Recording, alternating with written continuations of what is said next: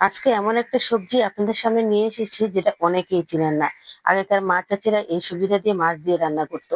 এছাড়া আর কোনো কিছু দিয়েই রান্না করতো না, কারণ তখনকার মানুষরা মেনে নিয়েছেন যে মাছ ছাড়া এই তরকারি কিছুতেই ভালো লাগবে না।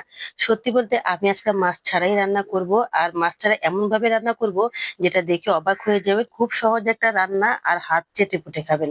আসসালামু আলাইকুম, কেমন আছেন সবাই? আশা করি ভালো আছেন। আলহামদুলিল্লাহ, আমিও ভালো আছি। আচ্ছা, ভিডিও শুরুতে প্রস্তুত প্রণালীটা বলি, পরে না হয় নাম বলবো, আর আপনারা ভিডিওটা দেখতে থাকেন আর তা বুঝতে থাকেন এই সবজিটার নাম কি হতে পারে।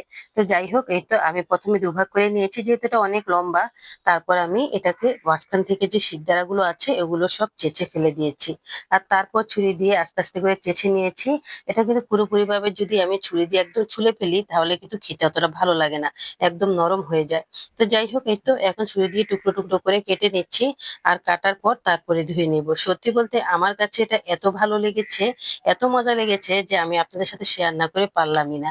তো এই তো এখন ভালো করে কুচো কুচো করে কেটে নিলাম, তারপর একটু ধুয়ে নিয়েছি। আর এদিকে আমি এখানে নিয়ে নিয়েছি মুগ ডাল। মুগ ডালটা একদমই সামান্য পরিমাণে নিয়েছি, আর এটা আমি আরেকটা চুলায় সিদ্ধ বসিয়ে দিয়েছি।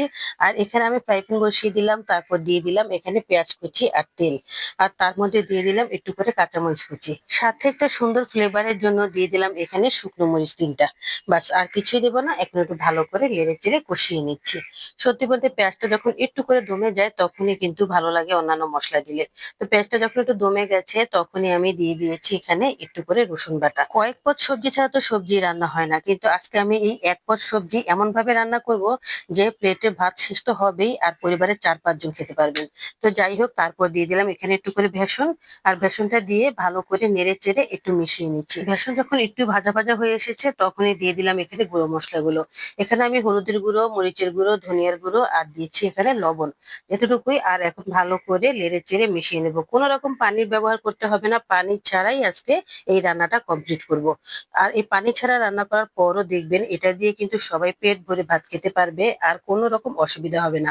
এটা কিন্তু কোনো ভাজি নয়। তো যাই হোক, এই তো মশলাটা ভালো করে যখন কষানো হয়ে গেছে তখনই আমি দিয়ে দিলাম সেই সবজিগুলো। এবার বলি এই সবজির নাম কি। এই সবজির নাম হচ্ছে তরি।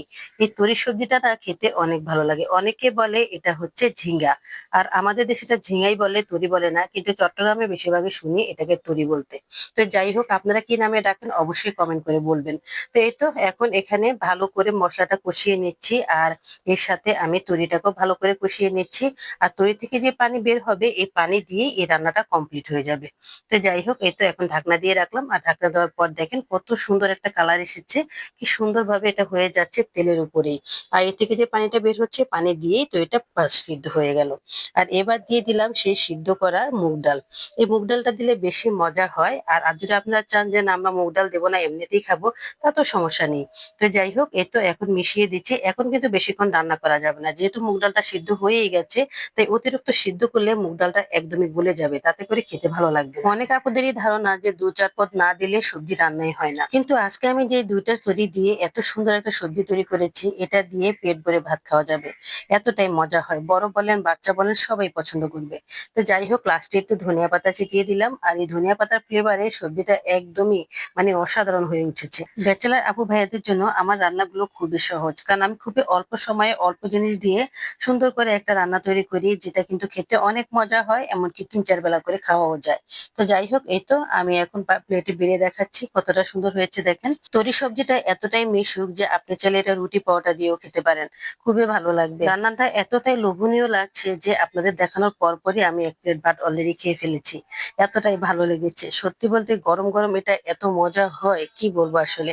এক কথায় অসাধারণ একটা সবজি। এক পদ সবজি দিয়ে এভাবে সবজি রান্না করে সারা দিন কাটিয়ে দিতে পারবেন ব্যাচেলার আপু ভাইয়ারা। আজকালকার সময় জিনিসপত্র এতটাই দাম যে সাশ্রয় করে একটু চলতে হয়।